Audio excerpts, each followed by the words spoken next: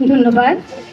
এ পর্যায়ে বিদায়ী শিক্ষার্থীদের জন্য বক্তব্য নিয়ে আসছে নাজমুস সাদাত আফি, দশম নিউটন শাখার ছাত্র। আসসালামাইকুম, আমি নাজমুস সাদাত আফি, কলাকোপা কোকিলপাড়ি উচ্চ বিদ্যালয়ের দশম বিজ্ঞান বিভাগের ছাত্র।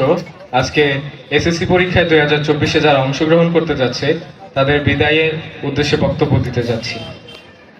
দরজায় নেড়েছে কড়া, মনে চলছে মহড়া, দিতে হবে সম্ভাষণ, অশ্রু নয়নে ভেঙে যাওয়া মনে জানাই বিদায়।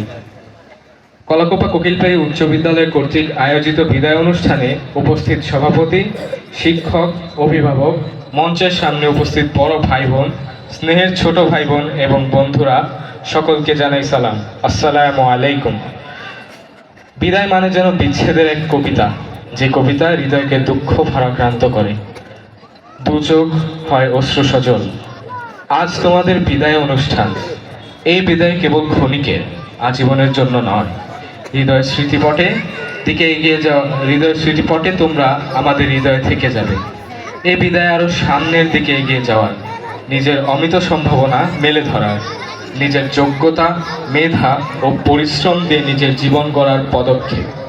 দীর্ঘ সময় ধরে পরিশ্রম করে পড়াশোনা করে একের পর এক ধাপ পার করে তোমরা আজ বিদায় ক্ষণে উপস্থিত হয়েছ আরো সামনের দিকে এগিয়ে যাবার জন্য।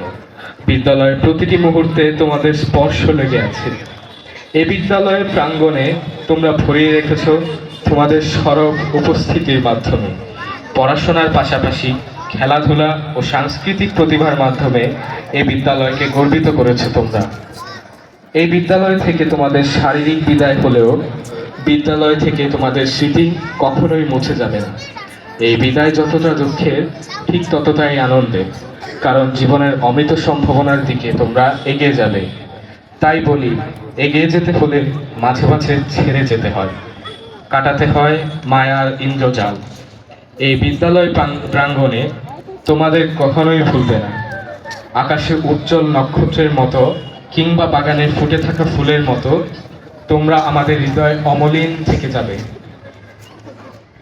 তোমরা শিক্ষকের কথা মেনে চলো, বাবা মার কথা মেনে চলো, বিদ্যালয়ের মুখ উজ্জ্বল করো এবং সর্বোপরি নিজেকে আলোকিত মানুষ হিসেবে গড়ে তোলো।